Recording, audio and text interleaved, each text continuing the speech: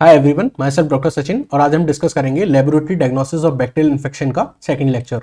इस लेक्चर में बेसिकली हम डिटेल में डिस्कस करेंगे कल्चर मीडियम के बारे में। एंड डिटेल में मतलब हम बहुत डिटेल में डिस्कस करेंगे, तो इसलिए अगर आपका माइंड फ्रेश है तो आप इस लेक्चर को स्टार्ट करिए, वरना जो भी आपका मेथड है 6 बार फॉलो करके आइए और तब आप इस लेक्चर को स्टार्ट करिए। देखिएगा हम आपको कितना डीप में डिटेल में डिस्कस कराएंगे इसको। तो चलिए स्टार्ट करते हैं और समझते हैं कि कल्चर मीडियम क्या होता है। तो बेसिकली कल्चर मीडियम कोई लिक्विड या सॉलिड सब्सटेंसेस हो सकता है जिसमें वो सारे न्यूट्रिएंट्स प्रेजेंट होते हैं, वो सारे इंग्रेडिएंट्स प्रेजेंट होते हैं जो किसी बैक्टीरिया की ग्रोथ के लिए क्या होते हैं, जरूरी होते हैं। आई रिपीट अगेन, कल्चर मीडियम क्या होता है? कल्चर मीडियम वो लिक्विड या सॉलिड सब्सटेंस होता है जिसमें वो सारे न्यूट्रिएंट्स, वो सारे इंग्रेडिएंट्स पाए जाते हैं जो किसी भी बैक्टीरिया की ग्रोथ के लिए क्या है, जरूरी है, नेसेसरी है। यानी अगर हमें किसी बैक्टीरिया को क्या करना है, ग्रो करना है, कल्चर करना है, तो हमें क्या करना पड़ेगा, कल्चर मीडियम लेना पड़ेगा, कल्चर मीडियम लेना पड़ेगा। अब एक बात आती है कि सर हम बैक्टीरिया को क्यों ग्रो कराना चाह रहे हैं? क्या बैक्टीरिया इतनी सुंदर चीज है कि हम उसको चाह रहे हैं ग्रो कराना? बेसिकली हम ग्रो क्यों करा रहे हैं उसका रीजन है, हम उस बैक्टीरिया को आइडेंटिफाई करना चाह रहे हैं। क्योंकि जब तक आप आइडेंटिफाई नहीं कर पाएंगे बैक्टीरिया को, आप किसी भी इंसान की डिसीज का इलाज ही नहीं कर पाएंगे, आप किसी पेशेंट को क्योर नहीं कर पाएंगे। क्योंकि अगर आप मान लीजिए ये पेशेंट एक्स है, आपको पता ही नहीं है कि इनको बीमारी करने वाला बैक्टीरिया टाइफाइड का बैक्टीरिया है या फिर इनको बीमारी करने वाला बैक्टीरिया टीबी का बैक्टीरिया है, तो जब तक आप बैक्टीरिया को ही आइडेंटिफाई नहीं कर पाएंगे कि डिसीज कौन कर रहा है, तो आप एक्यूरेट ट्रीटमेंट कैसे कर पाएंगे? So the identification of bacteria is necessary for the purpose of accurate treatment. और आइडेंटिफिकेशन कैसे कर पाएंगे? जब आप उस बैक्टीरिया को क्या करेंगे, ग्रो करेंगे, उसको एग्जामाइन करेंगे। ठीक है, साथ ही साथ जो बैक्टीरिया की हमें बैक्टीरियाज का हमें रिसर्च करना होता है ये जानने के लिए कि बैक्टीरिया का नेचर कैसा है, बिहेवियर कैसा है। मतलब हमें बेसिकली ये जानना है कि जब भी बैक्टीरिया इंसान की बॉडी में एंटर करता है तो इसका मोड ऑफ एंट्रेंस कैसा है, वो कैसे एंटर कर रहा है, नोज के थ्रू, माउथ के थ्रू या किसी स्किन में कट के थ्रू। अगर ये हमारी बॉडी में एंटर कर रहा है तो ये हमारे बॉडी के किस पार्ट को अफेक्ट कर रहा है। ठीक है, साथ ही साथ हमें यह भी देखना होता है कि इस बैक्टीरिया को किल करने के लिए हमें कौन सी एंटीबायोटिक यूज करनी है, हमें उसकी भी स्टडी करनी होती है। साथ ही साथ कुछ बैक्टीरिया का जो इंडस्ट्रियल यूज भी होता है, लाइक कुछ बैक्टीरिया को हम फर्मेंटेशन प्रोसेस में यूज करते हैं ताकि हम फर्मेंटेशन करा के डिफरेंट तरह की एल्कोहल प्रोड्यूस कर सकें। बैक्टीरिया का यूज हम एंजाइम प्रोडक्शन में भी करते हैं ऑन द इंडस्ट्रियल लेवल। तो बेसिकली बहुत सारी चीजें हैं, बहुत सारे पर्पज हैं जिसके लिए हम क्या कर रहे हैं, बैक्टीरिया को कल्चर कर रहे हैं इन द कल्चर मीडियम। अगर हम कल्चर मीडियम के पास्ट में जाएं, हिस्ट्री में जाएं, तो सबसे पहले लिक्विड मीडियम को as a culture medium use किया गया बाई लुईस पास्चर। तो लुईस पास्चर ने यूरिन को और मीट ब्रोथ को क्या किया, as a liquid culture medium use किया। अगर हम सॉलिड मीडियम की बात करें तो सॉलिड मीडियम को सबसे पहले रॉबर्ट कोच ने पोटैटो को यूज किया एज अ सॉलिड मीडियम। लेकिन अगर हम आज के टाइम की बात करें तो आज के टाइम में हम यूज करते हैं अगार अगार। अगार अगार हमें कहां से ऑब्टेन्ड होता है? तो अगार अगार हमें मिलता है कहां से, रेड एल्गी से। कौन सी रेड एल्गी से? Gelidium and gracilaria. जेलिडियम और ग्रेसिलेरिया नाम की रेड एल्गी है जिनसे हमें अगार अगार मिलता है। अगर मैं इस अगार अगार के कंपोजिशन की बात करूं तो ये बेसिकली क्या होता है, पॉलीसैकेराइड होता है। अगर इसकी न्यूट्रिटिव वैल्यू की बात करूं तो इसकी कोई न्यूट्रिटिव वैल्यू नहीं होती। तो फिर आपका एक सवाल आता है कि सर जब इसकी न्यूट्रिटिव वैल्यू नहीं होती तो फिर हम तो कह रहे थे कि जो मीडियम है हमारा, जो हमारा कल्चर मीडियम है, उसमें क्या प्रेजेंट है, वो सारे न्यूट्रिएंट्स और इंग्रेडिएंट्स प्रेजेंट है जिसमें बैक्टीरिया ग्रो कर सकता है। यहां तो आप कह रहे हो इसकी कोई न्यूट्रिटिव वैल्यू नहीं है, तो इसकी खुद की न्यूट्रिटिव वैल्यू नहीं होती, बट हम इसमें क्या करते हैं, एक्सटर्नली ऐड करते हैं शुगर को, इलेक्ट्रोलाइट्स को और भी सारी चीजों को as per the requirement of bacteria. उस बैक्टीरिया की क्या रिक्वायरमेंट है उसको हम ऐड कर देते हैं इस अगार अगार में। अगार अगार की खुद की कोई न्यूट्रिटिव वैल्यू नहीं होती। अगार अगार का हम अगर फिजिकल नेचर की बात करें तो ये मेल्ट हो जाता है at the greater than 98 degree Celsius और ये सॉलिडिफाई हो जाता है at less than 42 degree Celsius. कितना कंसंट्रेशन यूज करते हैं हम अगार अगार का? तो अगर हम सॉलिड मीडिया तैयार कर रहे हैं, सॉलिड मीडियम तैयार कर रहे हैं, तो हम 2% ऑफ अगार अगार यूज करते हैं। लेकिन अगर हम सेमी सॉलिड मीडियम इस्तेमाल कर रहे हैं तो हम 0.5% अगर यूज करते हैं। सेमी सॉलिड मीडियम का यूज हम तब करते हैं जब हमें किसी भी बैक्टीरिया की मोटिलिटी टेस्ट करना हो। 0.5% अगर आप अगर लेके चले हैं, सेमी सॉलिड मीडिया है, तो उस कंडीशन में आपका जो बैक्टीरिया है वो मोटिलिटी शो कर सकता है। लेकिन अगर आपने जो मीडियम ले रखा है वो फिर्म ले रखा है, फिर्म मतलब बहुत टाइट ले रखा है, उसमें 5 to 6% अपने अगर यूज कर रहे हैं, तो वो इतना फिर्म होता है, इतना टाइट होता है कि उसमें आपको बैक्टीरिया की मोटिलिटी देखने को नहीं मिलेगी। तो मोटिलिटी कहां देखने को मिलती है? In the semi solid medium, जहां पे कंसंट्रेशन कितना लिया जाता है, 0.5% लिया जाता है। चलिए अब हम और डिटेल में जाते हैं और अब हम डिस्कस करते हैं टाइप ऑफ कल्चर मीडियम, कि कल्चर मीडियम जो होते हैं वो कितने तरह के होते हैं। कल्चर मीडियम आपको समझ में आ गया? कल्चर मीडियम वो लिक्विड या सॉलिड सब्सटेंस है जिसमें सारे न्यूट्रिएंट्स, ये सारे इंग्रेडिएंट्स होते हैं जो रिक्वायर्ड हैं किसी बैक्टीरिया की ग्रोथ के लिए, सर्वाइवल के लिए। ठीक है, अब हम इस कल्चर मीडियम के क्या पढ़ रहे हैं, टाइप्स पढ़ रहे हैं। तो टाइप्स दो पार्ट्स पर डिवाइड कर देते हैं हम, on the basis of consistency and on the basis of method of growth detection. तो जो हमारे कल्चर मीडियम है हमने इसको दो पार्ट्स में डिवाइड किया है, 1 and 2, यानी on the basis of consistency कि वो सॉलिड है या लिक्विड है या फिर क्या है सेमी सॉलिड है। तो हमने 3 पार्ट्स में डिवाइड कर दिया on the basis of consistency, या तो वो लिक्विड होगा, तो लिक्विड के लिए कभी कभी टर्म हम ब्रोथ भी यूज करते हैं, और सेमी सॉलिड हो सकता है या फिर सॉलिड हो सकता है। तो this was the type of culture media on the basis of consistency. अब हम बात करने वाले हैं type of culture media on the basis of growth detection. तो आप ग्रोथ कैसे डिटेक्ट कर रहे हैं उसके बेसिस पे कल्चर मीडिया दो तरह के होते हैं। एक होता है conventional culture media. Conventional culture media मतलब जो पुराने मेथड हैं, ठीक है, कल्चर के करने के, यह पुराने मीडियम है। और दूसरा होता है ऑटोमेटेड कल्चर मीडिया। ऑटोमेटेड मतलब कुछ मशीन्स हैं जिनका इस्तेमाल कर रहे हैं हम किसके लिए, बैक्टीरिया को ग्रो करने के लिए, बैक्टीरिया को कल्चर करने के लिए। तो कन्वेंशनल कल्चर मीडिया यानी जो ओल्ड मेथड है बैक्टीरिया को कल्चर करने के, उसके बारे में डिस्कस करेंगे। और ऑटोमेटेड मतलब कुछ मशीन्स हैं उनकी हेल्प से हम क्या करेंगे, बैक्टीरिया को कल्चर करेंगे। जो ऑटोमेटेड वाला जो तरीका है ये मेनली परफॉर्म किया जाता है किसके लिए, ब्लड के लिए। किसके लिए, ब्लड के लिए और स्टेराइल बॉडी फ्लूइड्स के लिए। स्टेराइल बॉडी फ्लूइड्स जैसे कि आपका प्लूरल फ्लूइड हुआ, ठीक है, पेरिटोनियल फ्लूइड हुआ। तो जो हमारे स्टेराइल बॉडी फ्लूइड्स होते हैं और जो हमारा ब्लड होता है, इसके लिए हम ऑटोमेटेड कल्चर मीडिया का यूज करते हैं। ठीक है, और इसमें जो ग्रोथ डिटेक्ट की जाती है वो ऑटोमेटेड होती है, यानी with the help of machine होती है। लेकिन अब हम बात करेंगे conventional method of culture media कि पुराने मेथड क्या क्या है कल्चर करने के, पुराने क्या क्या कल्चर मीडिया है। तो कल्चर जो कन्वेंशनल कल्चर मीडिया है इसमें जो बैक्टीरिया की जो ग्रोथ होती है वो मैनुअली डिटेक्ट की जाती है बाय द इंस्पेक्शन। यानी आप with the help of microscope खुद ही विजुअलाइज करेंगे किसकी, बैक्टीरिया की ग्रोथ को। कैसे विजुअलाइज करेंगे, जब आप बैक्टीरिया को कल्चर करेंगे, ग्रो करेंगे कल्चर मीडिया में, तो बैक्टीरिया वहां पे क्या करेगा, बहुत ज्यादा ग्रोथ करेगा। जब ग्रोथ करेगा तो वो क्या बना लेगा, कॉलोनी बना लेगा, ये कॉलोनी फॉर्मेशन करेगा। तो आप उस कॉलोनी की मॉर्फोलॉजी देखेंगे कि जो बैक्टीरिया जो है वो कैसी कॉलोनी बना रहा है, उसकी टर्बिडिटी कैसी है, वो कैसे पिगमेंट रिलीज कर रहा है। तो इस बात पे आप क्या कर रहे हैं, खुद ही विजुअलाइज कर रहे हैं, खुद ही इंस्पेक्शन कर रहे हैं। तो ऐसे मेथड को हम क्या बोलते हैं, कन्वेंशनल कल्चर मीडिया। ठीक है, तो कुछ एग्जांपल अगर हम बात करें कन्वेंशनल कल्चर मीडिया के, तो वो है सिंपल और basal media, enriched media, enrichment broth, selective media, differential media, transport media and the anaerobic media. ये सब किसके टाइप्स हैं, ये सब कन्वेंशनल कल्चर मीडिया के टाइप्स हैं। तो कन्वेंशनल कल्चर मीडिया को हम डिटेल में डिस्कस करेंगे। सबसे पहले कन्वेंशनल कल्चर मीडिया को हम डिटेल में डिस्कस करेंगे, उसके बाद हम थोड़ी बहुत बात करेंगे किसके बारे में, ऑटोमेटेड के बारे में। तो चलिए स्टार्ट करते हैं और समझते हैं क्या conventional culture media. Conventional culture media कौन से मीडिया है, जहां पे आप बैक्टीरिया की ग्रोथ को खुद विजुअलाइज कर रहे हैं, उसकी कॉलोनी को देख के, उसके पिगमेंटेशन को देख के, ठीक है, उसके कलर चेंज को देख के। ओके, तो कन्वेंशनल कल्चर मीडिया में जो सबसे पहले आप मीडिया लेते हैं वो लेते हैं सिंपल मीडिया, या फिर जिसको हम बोलते हैं बेसल मीडिया, या फिर हम बोलते हैं बेसिक मीडिया। यानी सिंपल मीडिया को ही हम दूसरे लफ्जों में क्या कहते हैं, बेसल मीडिया और बेसिक मीडिया। जैसा कि ये इसका नाम बता रहा है कि ये कैसा है, सिंपल मीडिया है। सिंपल मीडिया मतलब होता है ना एक कि आप रेस्टोरेंट में गए कि एक सिंपल थाली दे दो। सिंपल थाली मतलब जिसमें बेसिक चीजें हो, रोटी हो, दाल हो, चावल हो, बेसिक थाली एकदम। यानी ऐसा मीडिया जिसमें मिनिमम इंग्रेडिएंट्स प्रेजेंट होते हैं। क्या होते हैं, मिनिमम इंग्रेडिएंट्स प्रेजेंट होते हैं, जिसमें सिर्फ बेसिक चीजें प्रेजेंट हो। ऐसा मीडिया जिसमें बेसिक खाना प्रेजेंट हो, बेसिक इंग्रेडिएंट्स प्रेजेंट हो, उसको हम सिंपल मीडिया बोलेंगे। जो सिंपल मीडिया होता है ये सपोर्ट करता है growth of non fastidious bacteria. तो ये जो सिंपल मीडिया है ये हमारे जो नॉन फास्टिडियस बैक्टीरिया होते हैं उनकी ग्रोथ को सपोर्ट करता है। नॉन फास्टिडियस बैक्टीरिया कौन से बैक्टीरिया होते हैं, ये वो बैक्टीरिया होते हैं जिनकी कोई स्पेशल न्यूट्रिशन डिमांड नहीं होती, इनको कोई स्पेशल थाली नहीं चाहिए, इनको चाहिए सादा खाना। तो इसलिए सादा खाना वाला जो है वो है सिंपल मीडिया, जिसमें क्या है, मिनिमम इंग्रेडिएंट्स हैं। और इसमें कौन ग्रो करते हैं, नॉन फास्टिडियस बैक्टीरिया। ऐसे बैक्टीरिया जिनकी कोई स्पेशल न्यूट्रिशनल डिमांड नहीं है, उनको जो बेसिक खाना मिल जाएगा उसी में वो अपना क्या कर लेंगे, सर्वाइव कर लेंगे। They have minimum nutritional requirement. उनकी जो न्यूट्रिशनल रिक्वायरमेंट होती हैं वो क्या होती है, मिनिमम होती हैं। इसलिए wide range of growth condition देखने को मिलती है। जो हमारा सिंपल मीडिया है इसको हम बेसिकली 3 कैटेगरी में डिवाइड कर देते हैं। One is peptone water, another is nutrient growth and third is nutrient agar. ठीक है, तो एक तो है कि बहुत सबसे सस्ते वाला यानी कि पेप्टोन वाटर। पेप्टोन वाटर में क्या होता है, पेप्टोन 1% होता है, NaCl 0.5% होता है, और इसमें क्या होता है, वाटर होता है।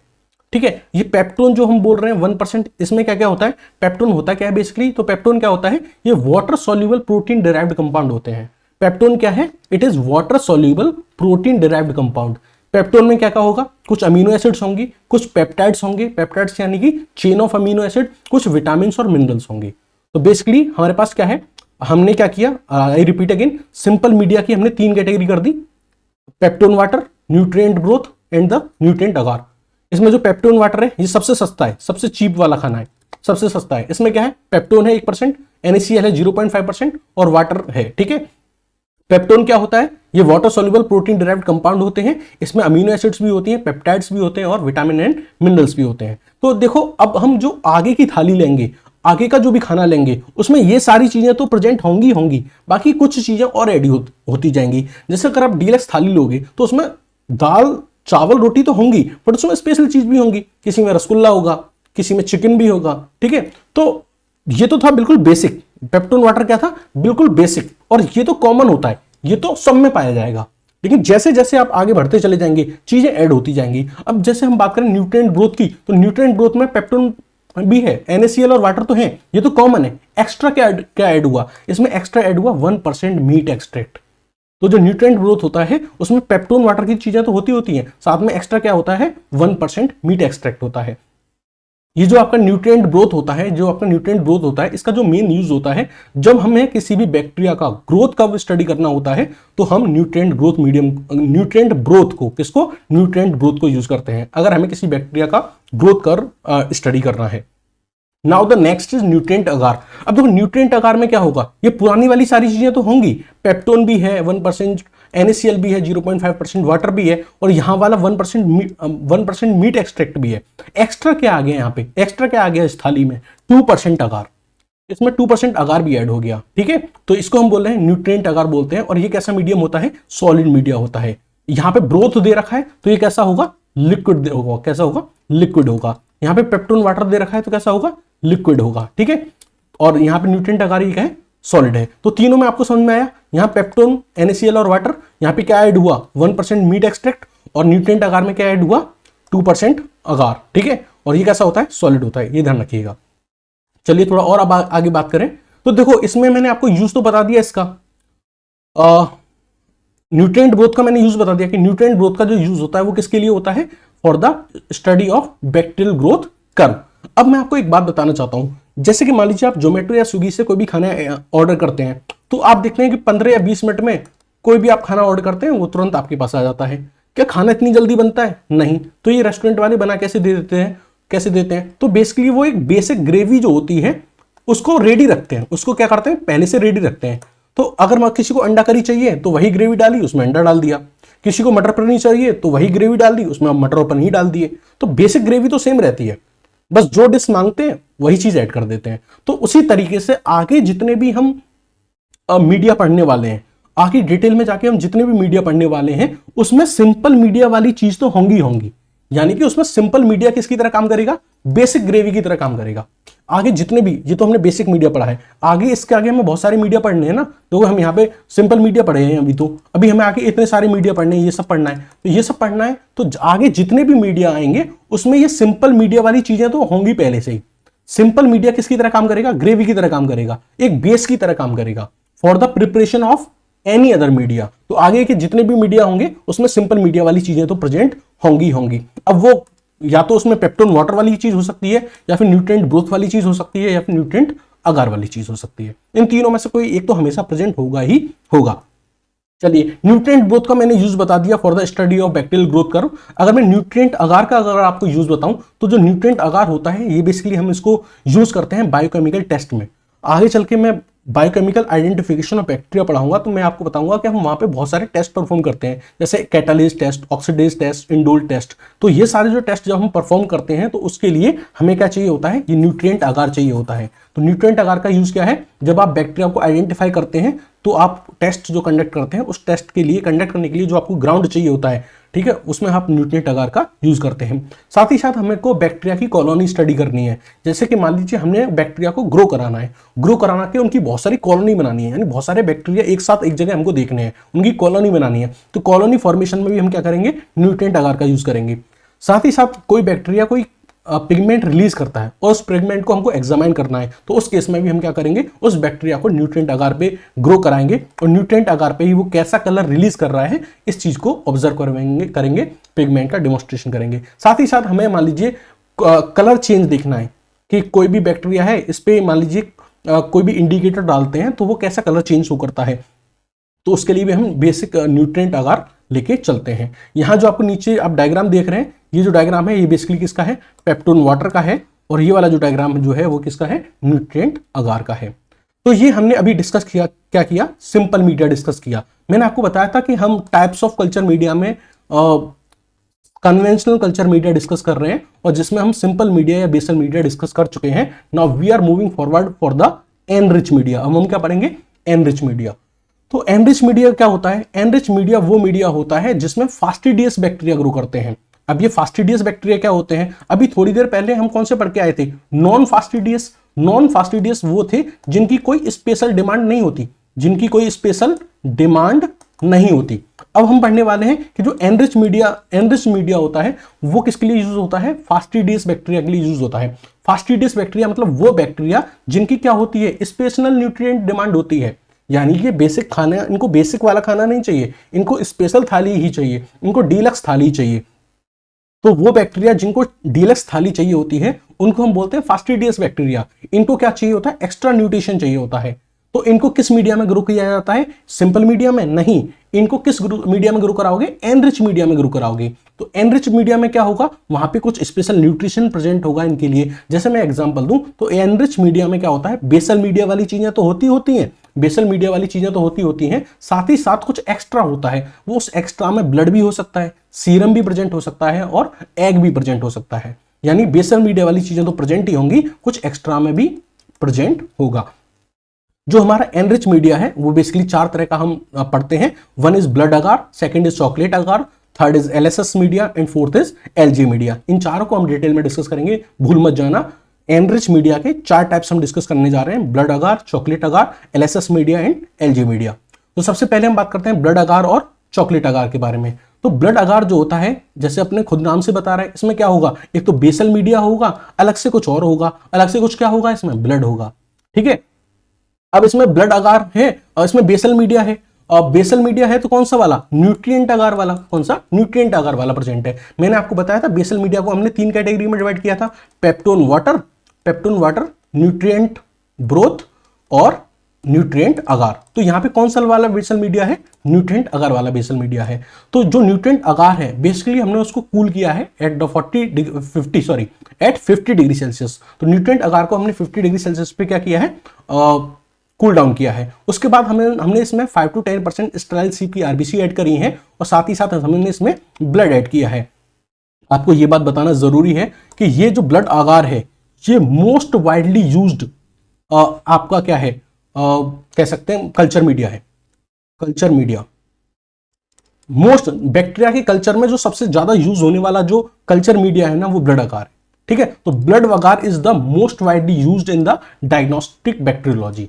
तो बैक्टीरिया को कल्चर कराने के लिए जो मोस्टली हम यूज करते हैं वो क्या करते हैं, ब्लड आगार यूज करते हैं। और इसकी एप्लीकेशन की बात करूं और इसका यूज कहां होता है, तो इसका जो यूज होता है वो ये चेक करने के लिए होता है हीमोलाइटिक प्रॉपर्टी ऑफ बैक्टीरिया। क्योंकि इसमें आपको पता है क्या प्रेजेंट है, आरबीसी प्रेजेंट है, ब्लड प्रेजेंट है। तो हम इस मीडिया की हेल्प से जो बैक्टीरिया होता है उसकी हीमोलाइटिक प्रॉपर्टी मेजर कर सकते हैं। बैक्टीरिया की हीमोलाइटिक प्रॉपर्टी क्या होती है कि जो बैक्टीरिया है वो आरबीसी को ब्रेक कर सकता है कि नहीं। ठीक है, बैक्टीरिया की आरबीसी को ब्रेक करने की जो कैपेसिटी होती है उसको हीमोलाइटिक प्रॉपर्टी बोलते हैं। तो किसी बैक्टीरिया के अंदर 3 प्रॉपर्टी हो सकती हैं, it may be alpha haemolysis, beta haemolysis और गामा हीमोलाइसिस। अल्फा हीमोलाइसिस तब कहेंगे जब पार्शियल आरबीसी ब्रेकडाउन हो रही है, बीटा हीमोलाइसिस तब बोलेंगे जब कंप्लीट आरबीसी ब्रेकडाउन हो रही है, और गामा हीमोलाइसिस मतलब कोई भी आरबीसी का ब्रेकडाउन नहीं हो रहा है। तो बैक्टीरिया को हम 3 पार्ट्स में डिवाइड कर सकते हैं, अल्फा, बीटा और गामा। ठीक है, सो दो डायग्राम आप यहाँ पे देख रहे हैं, this is of the blood agar. Now moving forward the chocolate agar. Chocolate agar में क्या होगा, चॉकलेट होगी नहीं, इसमें चॉकलेट नहीं होती है, इसमें तो आपका बेसल मीडिया होता है। बेसल मीडिया भी कौन सा होता है, न्यूट्रिएंट आगार वाला ही होता है, साथ ही साथ इसमें ब्लड होता है। अब आप कहोगे सर ब्लड तो यहां भी था और यहां भी ब्लड है, तो डिफरेंस क्या है। बेसिकली यहाँ डिफरेंस जो है वो ये है कि इस केस में जो न्यूट्रिएंट आगार हम लेते हैं उसको 70 डिग्री सेल्सियस पे यूज करते हैं। यहां हमने 50 डिग्री सेल्सियस पे यूज किया था, यहाँ पे 70 डिग्री सेल्सियस पे यूज कर रहे हैं। साथ ही साथ चीजें बाकी वही ली हैं, 5 to 10% स्ट्रेंथ सीप का आरबीसी लिया है। हीटेड अगार जो यूज किया है हमने, अलग क्या है यहाँ पे, अलग यही है कि हमने हीटेड अगार यूज किया है, 70 डिग्री सेल्सियस पे यूज किया है।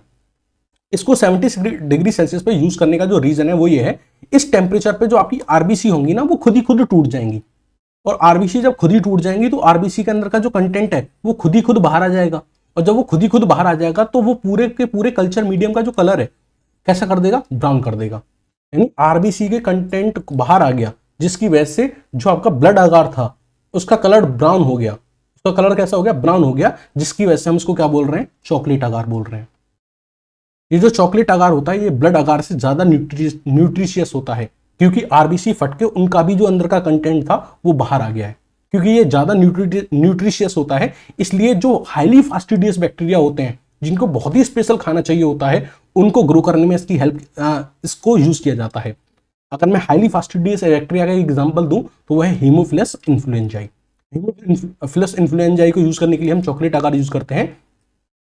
ठीक है, so this is the diagram of chocolate अगार।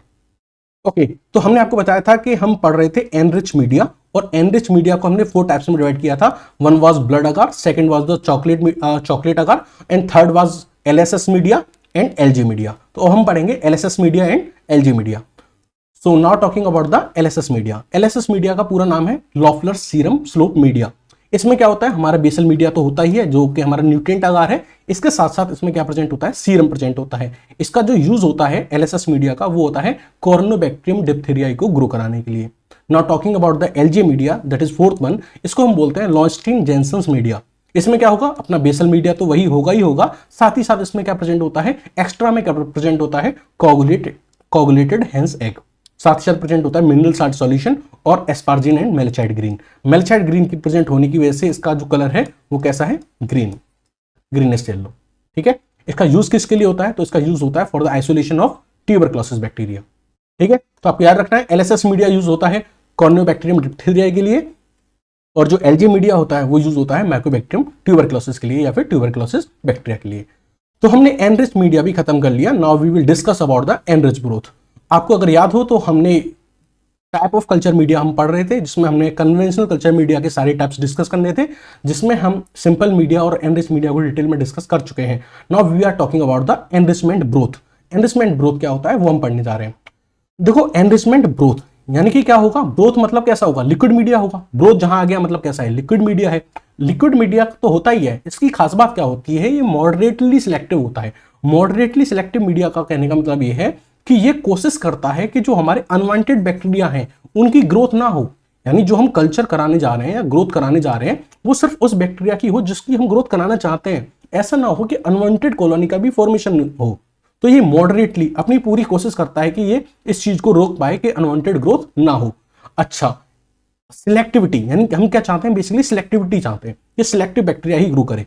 तो ये आती कहां से है, सिलेक्टिविटी आती कहां से, तो इसके लिए वो क्या करता है, या तो स्पेसिफिक पीएच मेंटेन कर लेता है, उस ऐसा पीएच मेंटेन कर लेता है कि जो सिलेक्टिव हमारा माइक्रो ऑर्गेनिज्म है वही ग्रो करे, बाकी माइक्रो ऑर्गेनिज्म ग्रो ना करें। या फिर कभी कभी बाइल सॉल्ट का यूज कर लिया जाता है। तो with the help of the bile salt और बाय मेंटेनिंग स्पेसिफिक पीएच, इसमें क्या आती है, एनरिचमेंट ग्रोथ में क्या आती है, सिलेक्टिविटी आती है, ताकि अनवांटेड जो बैक्टीरिया हैं उनकी ग्रोथ ना हो।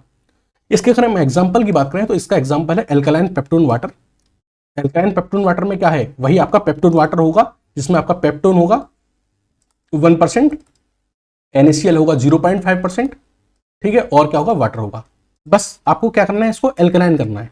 एल्कलाइन करके आपको पीएच कितना रखना है, 8.4। ठीक है, तो बेसिकली इसमें क्या है, बेसल मीडिया है आपका, पेप्टोन वाटर है, और उसको आपने किस पीएच पे मेंटेन कर रखा है, 8.4 पीएच पे मेंटेन कर रखा है, आपने इसको एल्कलाइन कर रखा है। इसका यूज करते हैं हम किसके लिए, विब्रियो स्पीसीज को ग्रो कराने के लिए। तो इसमें क्या होगा, सिलेक्टिविटी हो जाएगी, विब्रियो स्पीसीज ही ग्रो करेंगी, बाकी नहीं करेंगे। ठीक है, next selenite F growth. Selenite F growth जो होता है वो हम साल्मोनेला की स्पीसीज को ग्रो कराने के लिए यूज करते हैं। इसमें हमारा बेसल मीडिया पेप्टोन वाटर होता है। बेसल मीडिया हमारा क्या होता है, पेप्टोन वाटर। इसमें हम और क्या ऐड कर देते हैं, सोडियम हाइड्रोजन सेलेनाइट, साथ ही साथ हम इसमें लैक्टोज ऐड कर लेते हैं, और हम इसका जो पीएच है वो अप्रोक्सीमेटली कितना मेंटेन करते हैं, 7, ताकि हमारी सिर्फ साल्मोनेला स्पीसीज की ग्रोथ हो, बाकी की ग्रोथ क्या हो, रेस्ट्रिक्टेड हो जितना हो सकती है।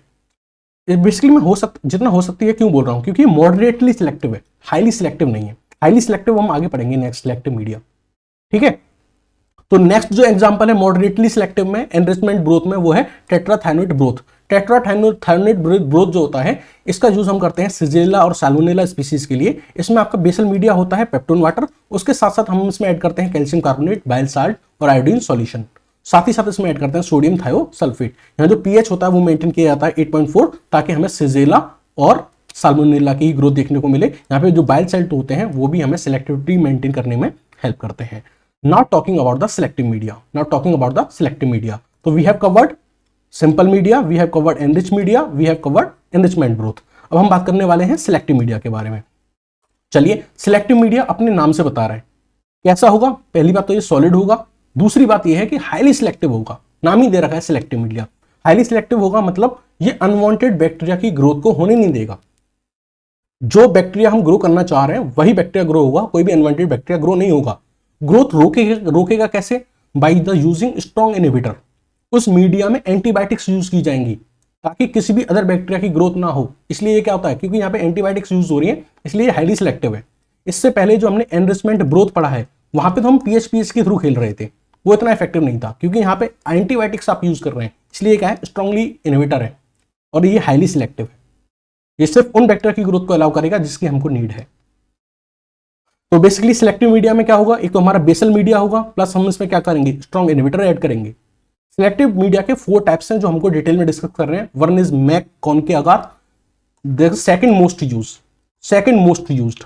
अभी थोड़ी देर पहले मैंने आपको ब्लड अगार बताया था कि ब्लड अगार जो है वो सबसे ज्यादा यूज होता है in the culture of bacteria. दूसरा मैक कॉन के अगार, ये भी बहुत ज्यादा यूज होता है। तो इन दोनों का आप याद रखिएगा मोस्ट कॉमनली यूज्ड में, ठीक है। तो हम बेसिकली बता रहे थे जो सिलेक्टिव मीडिया है वो बेसिकली 4 टाइप्स के हम डिस्कस करने जा रहे हैं इसमें। One is MacConkey agar, second is MSA, third is CLED agar, fourth is TCBS agar. सबसे पहले बात करते हैं मैक कॉन के अगार के बारे में। तो मैक कॉन के अगार में क्या होता है, बेसल मीडिया होगा। बेसल मीडिया तो होगा ही होगा। बेसल मीडिया में कौन सा वाला होगा, न्यूट्रिएंट अगार, क्योंकि आपको पता है बेसल मीडिया तो 3 तरह के हो सकते हैं ना, पेप्टोन वाटर हो सकता है, न्यूट्रिएंट ब्रोथ हो सकता है और न्यूट्रिएंट अगार हो सकता है। तो यहाँ कौन सा वाला है, न्यूट्रिएंट अगार वाला है। साथ ही साथ इसमें लैक्टोज प्रेजेंट होती है एज अ शुगर, जिसको फर्मेंट होना होता है बाद में बैक्टीरिया के द्वारा। तो इसमें बेसल मीडिया प्रेजेंट है, लैक्टोज शुगर प्रेजेंट है जिसका फर्मेंटेशन होगा। साथ ही साथ इसमें न्यूट्रल रेड प्रेजेंट है। न्यूट्रल रेड यहाँ पे किसकी तरह वर्क करता है, इंडिकेटर की तरह वर्क करता है। कैसे इंडिकेट करेगा, क्या इंडिकेट करेगा, अगर जो बैक्टीरिया आप ग्रो कर रहे हैं वो लैक्टोज का फर्मेंटेशन कर देता है तो आपको पिंक कॉलोनी देखने को मिलेंगी। क्या देखने को मिलेंगी, पिंक कॉलोनी भी देखने को मिलेंगी। और फर्मेंटेशन नहीं होता है तो आपको पेल कलर की कॉलोनी देखने को मिलेंगी। तो हम यहाँ देख पा रहे हैं this is pink colony and this is pail colony. तो यहाँ पे जो आपका प्रेजेंट है न्यूट्रल रेड, ये इंडिकेटर की तरह वर्क करेगा। अगर जो बैक्टीरिया आप कल्चर कर रहे हैं, वो अगर लैक्टोज को फर्मेंट करेगा तो आपको पिंक कॉलोनी देखने को मिलेगी, और अगर फर्मेंट नहीं करेगा तो पेल येलो कलर की कॉलोनी देखने को मिलेंगी। साथ ही साथ मेन कॉन के आकार में आप टोरोकोलेट यानी बाइल साल्ट का यूज करते हैं फॉर द सिलेक्टिविटी, ताकि अनवांटेड बैक्टीरिया की ग्रोथ ना हो। और बेसिकली हमने आपको क्या बताया कि ये जो मैककॉन के आकार है ये हमें हेल्प करता है डिफरेंशिएट करने में। किसको डिफरेंशिएट करने में हेल्प कर रहा है कि जो हमारे बैक्टीरिया जो हम ग्रो कर रहे हैं वो लैक्टोज फर्मेंटर है या नॉन लैक्टोज फर्मेंटर है। क्योंकि अगर लैक्टोज फर्मेंटर होगा, क्या होगा, लैक्टोज फर्मेंटर होगा तो वो क्या इंडिकेट कर देगा, पिंक कॉलोनी। वो क्या शो करेगा, पिंक कॉलोनी शो करेगा। और लैक्टोज नॉन फर्मेंटर होगा तो वो कैसी कॉलोनी शो करेगा, पेल कॉलोनी शो करेगा। तो मैककॉन के आकार का जो यूज है वो यही है, to differentiate between the lactose fermenter and non lactose fermenter. क्योंकि मैककॉन के आकार में जो ये प्रेजेंट है, न्यूट्रल रेड प्रेजेंट है, ये एज इंडिकेटर की तरह वर्क कर रहा है। अगर बैक्टीरिया जो है वो लैक्टोज को फर्मेंट कर देता है तो जो आपका कल्चर मीडियम है वो पिंक कलर का हो जाता है, और फर्मेंटेशन नहीं होता है तो आपका जो कल्चर मीडियम है वो पेल येलो कलर का रहता है। ठीक है, तो बेसिकली मेन काम तो यही होता है मैककॉन के आकार का, to differentiate between the lactose fermenter and non lactose fermenter. साथ ही साथ इसका एक और यूज होता है for the isolation of enteric gram negative bacteria. तो यहाँ हमने देखा कि जो मैककॉन के आकार था वो एक तो सिलेक्टिव मीडिया था, क्योंकि इसके अंदर बाइल साल्ट प्रेजेंट है, वो किसके आप प्रोवाइड करा रहे हैं, सिलेक्टिविटी प्रोवाइड करा रहे हैं, फालतू के बैक्टीरिया है उनको ग्रो नहीं होने दे रहे। साथ ही साथ एक इंडिकेटर मीडिया है और डिफरेंशिएटल मीडिया है। इंडिकेटर मीडिया यानी इंडिकेट कर रहा है हमें कुछ यहाँ पे, ठीक है, और डिफरेंशिएट करने में हेल्प कर रहा है कि कौन लैक्टोज फर्मेंटर है, जो हम बैक्टीरिया ग्रो कर रहे हैं वो लैक्टोज फर्मेंटर है या फिर नहीं है तो पिंक कॉलोनी देगा, नहीं है तो पेल येलो कॉलोनी देगा। सो this was all about the McKeon के आकार। Now talking about the next MSA आकार। तो हम आपको बता रहे थे कि जो सिलेक्टिव मीडिया है उनको बेसिकली हमने 4 टाइप्स में पढ़ना है। पहला तो हमारा था मैककॉनके अगार था, सेकंड हमारा एमएसए था, ठीक है, थर्ड हमारा क्लैड था, और फोर्थ हमारा क्या था, टीसीबीएस था। तो हम मैककॉनके पढ़ चुके हैं। अब we are going to discuss about the MSA agar, that is mannitol salt agar. इसमें क्या होता है, हमारा बेसल मीडिया तो प्रेजेंट ही होगा, और बेसल मीडिया कौन सा वाला होता है, न्यूट्रिएंट अगार वाला। इसमें मैनिटोल शुगर प्रेजेंट होती है। इसमें जो फर्मेंटेशन होता है वो भी किसका होता है, मैनिटोल शुगर का ही फर्मेंटेशन होता है। यहाँ पे जो इंडिकेटर प्रेजेंट होता है वो होता है फिनोल रेड। इस इंडिकेटर का क्या काम है, अगर बैक्टीरिया प्रेजेंट है जो इस मैनिटोल को क्या करेगा, फर्मेंट करेगा, तो अगर बैक्टीरिया इस मैनिटोल को फर्मेंट कर देता है तो आपको देखने को मिलेंगी येलो कॉलोनी। कैसी कॉलोनी, येलो कॉलोनी। लेकिन बैक्टीरिया अगर ऐसा प्रेजेंट है जो मैनिटोल को फर्मेंट नहीं कर रहा है तो आपको देखने को मिलेगी रेड कॉलोनी। कैसी, रेड कॉलोनी। बात समझ में आ रही है। तो ये फिनोल रेड जो है ये इंडिकेटर की तरह वर्क करता है। ये या तो येलो कॉलोनी देगा या रेड कॉलोनी देगा। अगर बैक्टीरिया ऐसा है जो मैनिटोल को फर्मेंट कर रहा है तो येलो कॉलोनी, और मैनिटोल का फर्मेंटेशन नहीं हो रहा है तो रेड कॉलोनी। ठीक है। तो इफ शुगर गेट फर्मेंटेड, अगर ये मैनिटोल फर्मेंट हो रही है तो इसका मतलब क्या है, येलो कॉलोनी मिल रही है। और ये कौन देता है, स्टेफाइलोकोकस ऑरियस देता है। अगर मान लो शुगर फर्मेंट नहीं हो रही है तो आपको कैसी कॉलोनी देखने को मिलेगी, पिंक या रेड कॉलोनी देखने को मिलेगी, as it is given by the Staphylococcus epidermidis. ठीक है। तो जो एमएसए अगार आपने देखा कि एक तो सिलेक्टिव मीडिया है, यानी कि फालतू की किसी भी मैक्रोब को ग्रो करने से रोकेगा, फालतू के किसी भी बैक्टीरिया को ग्रो करने से रोकेगा। कैसे रोकेगा, जहां ये न्यूट्रिएंट अगार था ना, इसमें NaCl प्रेजेंट था, कितना 0.5%, इसकी कंसंट्रेशन बढ़ा देगा। तो by increasing the salt concentration, ये जो मैनिटोल साल्ट अगार है ये सिलेक्टिव मीडिया की तरह बिहेव करता है। साथ ही साथ ये डिफरेंशियल मीडिया की तरह भी हेल्प कर रहा है। डिफरेंशियल मीडिया की तरह हेल्प क्यों कर रहा है, क्योंकि हमें हेल्प कर रहा है डिफरेंशिएट करने में स्टेफाइलोकोकस ऑरियस को और स्टेफाइलोकोकस एपिडर्माइडिस को। क्यों, कैसे कर रहा है, क्योंकि जो स्टेफाइलोकोकस ओरियस है वो इस मैनिटोल शुगर को क्या कर देता है, फर्मेंट कर देता है और येलो कॉलोनी देता है, जबकि जो स्टेफाइलोकोकस एपिडर्माइडिस है वो इस मैनिटोल को फर्मेंट नहीं कर पाता और रेड कलर की कॉलोनी देता है। So mannitol salt agar helps to differentiate between the S aureus and S epidermidis. So we have covered the McConaughey and MSA. Now we are talking about the clade. So talking about the next, that is clade agar. CLED agar का full form क्या है, this is cystine lactose electrolyte deficient agar. इसमें क्या present होता है, आपका basal media present होता है, वो तो हर जगह प्रेजेंट होता है। इसके अलावा इसमें 2 अमीनो एसिड होती हैं, L-सिस्टीन और ट्रिप्टोफैन। इसके अलावा इसमें लैक्टोज शुगर प्रेजेंट होती है जिसका फर्मेंटेशन होना है। साथ ही साथ इसमें एक इंडिकेटर प्रेजेंट होता है, उस इंडिकेटर का नाम है ब्रोमोथाइमोल ब्लू। अब ये इंडिकेटर है तो ये क्या इंडिकेट करेगा, ये इंडिकेट करेगा कि जो आपकी जो बैक्टीरिया है, जिस बैक्टीरिया को आप कल्चर कर रहे हैं, वो इस शुगर का फर्मेंटेशन कर रहा है कि नहीं।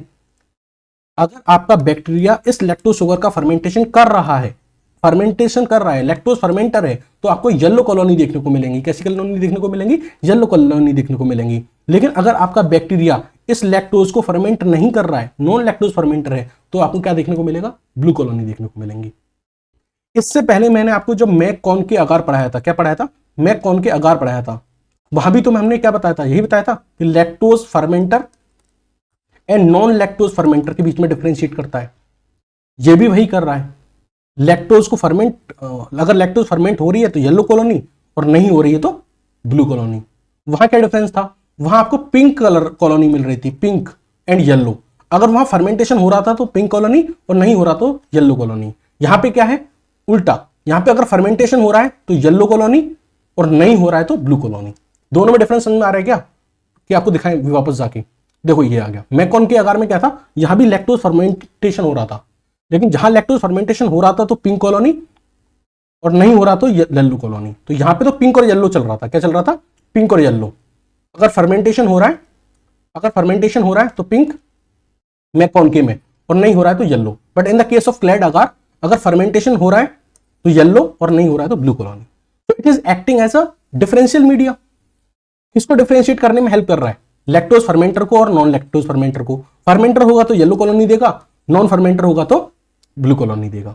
ये बेटर देन मैककॉनके होता है। मैककॉनके और ये दोनों सेम काम कर रहे हैं, तो बेटर कौन है, ये वाला बेटर है, क्लेड बेटर है। क्यों बेटर है, क्योंकि ये ज्यादा सिलेक्टिव है। कैसा है, ज्यादा सिलेक्टिव है, फालतू के बैक्टीरिया को ग्रो नहीं करने देता। मैककॉनके में तब भी ग्रो कर जाएंगे, इसमें नहीं करने देगा। इतनी बात समझ में आई, ठीक है। ये सिलेक्टिव मीडिया भी है, क्या है, सिलेक्टिव मीडिया भी है, यानी अनवांटेड ग्रोथ को रोक रहा है। कैसे रोकता है, ये क्या करता है, इलेक्ट्रोलाइट को कम कर देता है। जो हमारा बेसल मीडिया था, इसमें जो इलेक्ट्रोलाइट थे NaCl वगैरह थे उनकी कंसंट्रेशन को क्या कर देता है, कम कर देता है। So this was all about the CLED agar. CLED agar का यूज क्या होता है, to culture and differentiate urinary pathogens. तो हमने क्लेड अगार भी पढ़ लिया। अब हमारा लास्ट इसमें जो है वो है TCBS अगार। तो TCBS अगार को पढ़ने से पहले एक बार हम रिपीट कर लेते हैं, रिकॉल कर लेते हैं कि हम क्या पढ़ रहे थे। तो हम पढ़ रहे थे सिलेक्टिव मीडिया। सिलेक्टिव मीडिया हमने 4 टाइप्स का पढ़ना था हमको, जिसमें सबसे पहले था मैककॉन के अगार था, फिर दूसरा जो था वो था MSA, that was the mannitol salt agar. तीसरा जो हमारा था वो था क्लेड, जो भी हम पढ़ चुके हैं, और फोर्थ हमारा क्या है, TCBS। तो ऊपर के 3 हम तीनों पढ़ चुके हैं। Now we are going to discuss about the TCBS agar. TCBS agar का फुल फॉर्म क्या होता है, it is thiosulphate citrate bile salt sucrose agar. इतना बड़ा सा नाम है, repeat again, thiosulphate citrate bile salt sucrose agar. इसके लिए यूज होता है, ये यूज होता है कल्चर करने के लिए विब्रियो स्पीसीज को। साथ ही साथ ये विब्रियो स्पीसीज को कल्चर भी करता है और इनको डिफरेंशिएट करने में भी हेल्प करता है। TCBS अगार एक तरह का कैसे क्या है, सिलेक्टिव मीडिया है। सिलेक्टिव मीडिया है मतलब ये है कि अनवांटेड माइक्रो ऑर्गेनिज्म को ग्रो नहीं करने देगा, उनको रोकेगा। कैसे रोकेगा, इसमें बाइल साल्ट प्रेजेंट होंगे। देख लो नाम में ही दिख रहा है बाइल साल्ट। इसमें क्या प्रेजेंट होते हैं, बाइल साल्ट प्रेजेंट होते हैं, जो इसको सिलेक्टिविटी प्रोवाइड कराते हैं, यानी कि अनवांटेड कल्चर रोकते हैं बैक्टीरिया का। ठीक है। TCBS अगार का कंपोजिशन देखें तो उसमें बेसल मीडिया तो होता ही होता है, वो तो सब में होता है। इसमें जो शुगर प्रेजेंट होती है वो इस बार क्या होगी, सुक्रोज शुगर प्रेजेंट होगी। तो इस बार जिस शुगर का फर्मेंटेशन होगा वो कौन सी है, सुक्रोज शुगर है। इसमें बेसिकली क्या प्रेजेंट होता है, इलेक्ट्रोलाइट और बाइल साल्ट प्रेजेंट होते हैं, जो इसको क्या प्रोवाइड कराते हैं, सिलेक्टिविटी प्रोवाइड कराते हैं, यानी अनवांटेड माइक्रो ऑर्गेनिज्म को ग्रो होने से रोकते हैं। यहां भी एक इंडिकेटर प्रेजेंट होता है, उसका नाम है ब्रोमोथाइमोल ब्लू।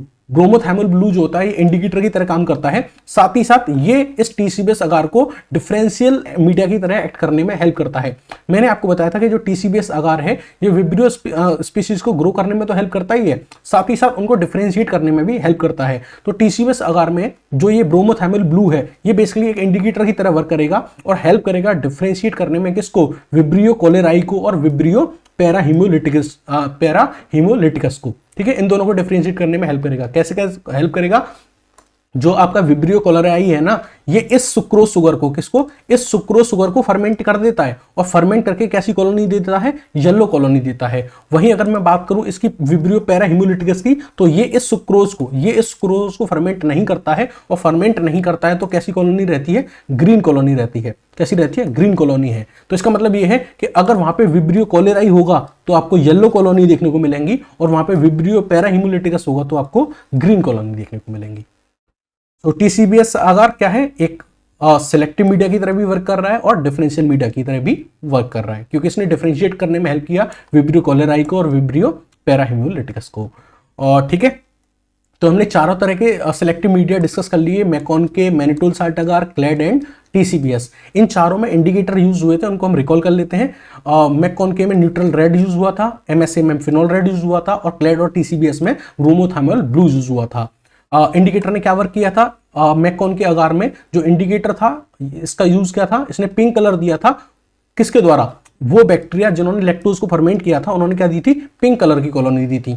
वहीं मैनिटोल साल्ट अगार में जब ये मैनिटोल शुगर फर्मेंट हुई थी तो जो फिनोल रेड जो इंडिकेटर है इसने कैसा कलर दिया था, इसने येलो कलर दिया था। और ये येलो कलर किसने दिया था, स्टेफाइलोकोकस ऑरियस ने दिया था। ठीक है, वहीं क्लेड अगार में हमने ब्रोमोथाइमोल ब्लू यूज किया था, जिसने येलो कलर की कॉलोनी दी थी, और ये येलो कलर की कॉलोनी किसके द्वारा दी गई थी, लैक्टोज फर्मेंटर्स के द्वारा। ठीक है, और TCBS अगार में ब्रोमोथाइमोल ब्लू यूज हुआ था, जिसने येलो कलर की कॉलोनी दी थी बाय द सुक्रोज फर्मेंटर्स। और सुक्रोज फर्मेंटर कौन सा था, विब्रियो कोलेराई।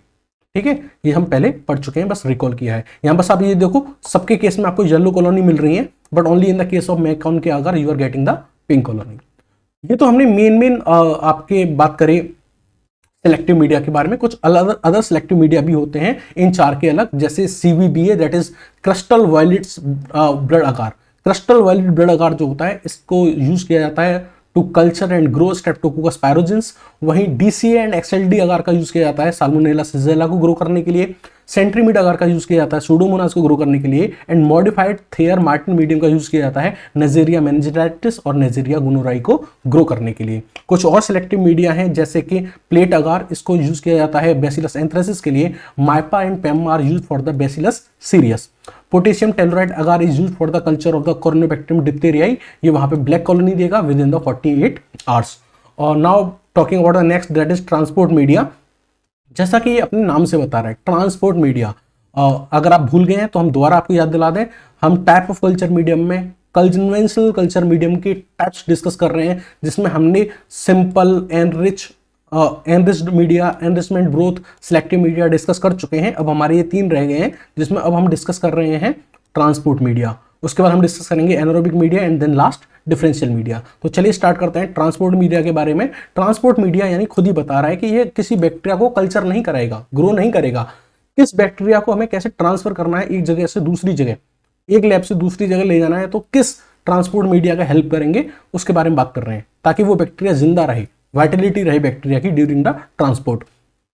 तो उसके लिए स्टुअर्ट और एमिस मीडिया होता है निजेरिया के लिए, वीआर मीडियम एंड कैरिब्लेयर मीडियम होता है विब्रियो स्पीसीज के लिए, पैक्स मीडियम होता है स्ट्रेप्टोकोकस पायरोजीन्स के लिए, एंड सैच बफर्ड ग्लिसरॉल डिसैलिन होता है साल्मोनेला एंड सिजेला के लिए।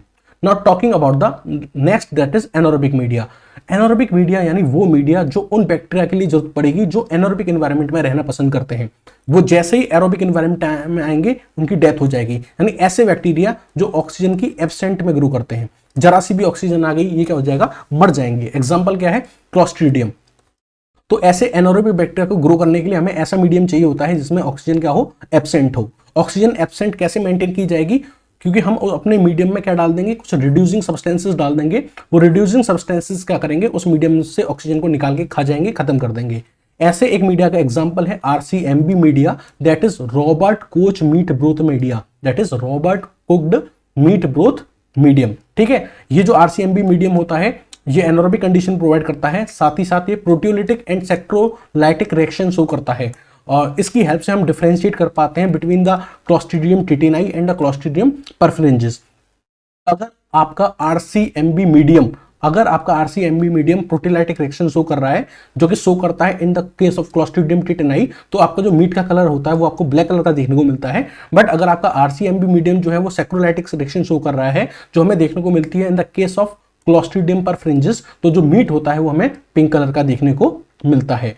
सो this was all about the anaerobic media. तो हमने डिफरेंट ट्रांसपोर्ट मीडिया और एनारोबिक मीडिया भी डिस्कस कर लिया। अब हमें जो डिस्कस करना है वो है ये डिफरेंशियल मीडिया और ऑटोमेटेड कल्चर मीडिया। तो सबसे पहले अब बात करते हैं डिफरेंशियल मीडिया के बारे में। तो देखो, डिफरेंशियल मीडिया तो हम पहले ही पढ़ चुके हैं, ठीक है, नया पढ़ने की जरूरत ही नहीं है, हमें बस रिवाइज करना है। डिफरेंशियल मीडिया वो मीडिया था जो हमें बैक्टीरिया की 2 स्पीसीज में, या बैक्टीरिया की 2 वैरायटी में, या बैक्टीरिया के 2 ग्रुप्स में डिफरेंशिएट करने में हेल्प कर रहा था।